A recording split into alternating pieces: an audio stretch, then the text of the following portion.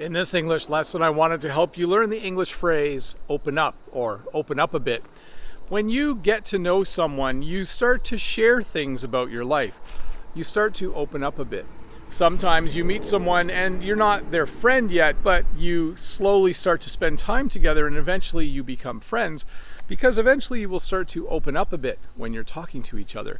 You'll talk about your families and your feelings and what's going good in life and what isn't going good. You'll just open up a bit and start to share. This often happens when people start dating each other. At first, they're more reserved and they don't talk about their personal life too much, but eventually they open up a bit and they start to talk about other things that are happening in their life that normally they would have kept private unless they're talking to someone that they trust. When you talk to someone you trust, it's easy to open up a bit. The other phrase I wanted to teach you today is to keep things to yourself. This is the opposite of open up a bit.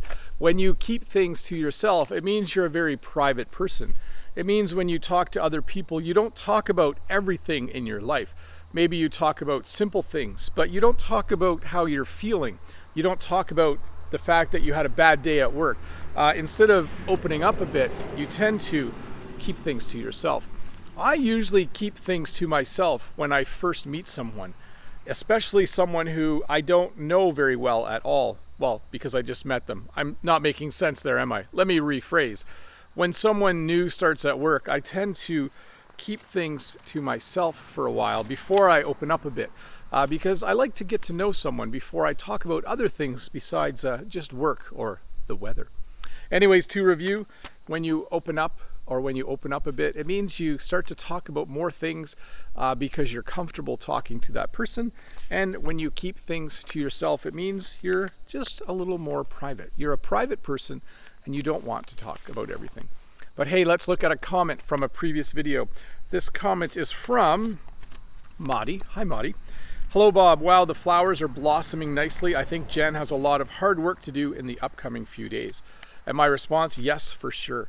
The last few weeks is when we harvest like mad and sell like crazy. We're always hoping too that frost doesn't happen. We don't like to lose some of the crop near the end. So yes, because I live in Canada and because we have winter and we have fall, there is a possibility that the weather will turn early in the fall. Right now, it's actually September 12th today. I'm making this video a little bit early and it's 31 degrees. That is abnormal for this time of year.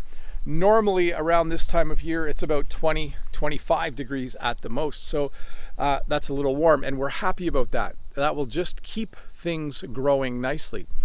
What we're worried about is frost. We don't want it to go below zero or down to zero at night. Thankfully, the nights are still quite warm in this area, but towards the end of September and the beginning of October, we start to get a little bit stressed and we start to get a little bit worried. Because if it goes to -1 or if it goes to -2, some of our flowers don't like that.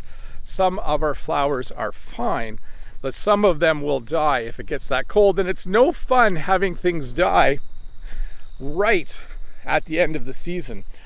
All of these flowers need to be harvested. Well, not all of them, just the ones that look good, the ones that are in their prime.